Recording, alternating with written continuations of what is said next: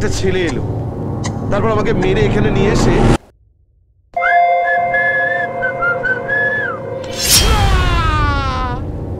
ছেলেটাকে জানিস? সবাই তো বলছে ভূতের খোকা।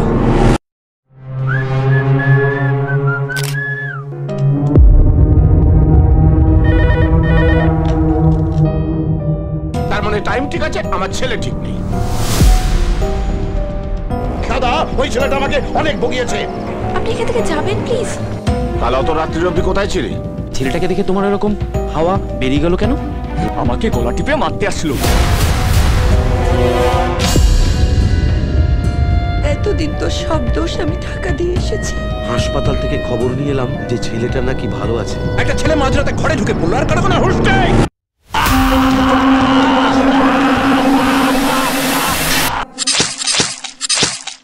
দুটো ঘরেই একই টাইম দিচ্ছে।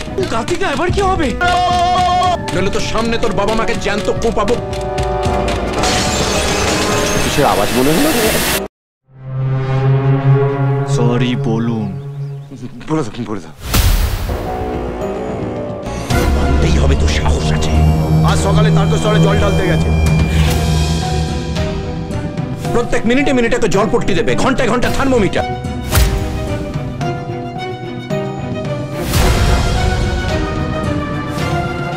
কথা বলছিলাম এই নিয়ে 3 বার বাঘের ঘরে ঘোক ঢুকেছে।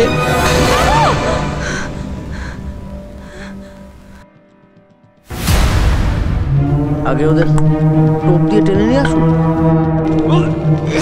ওকে তুমি একটু বোঝাও না।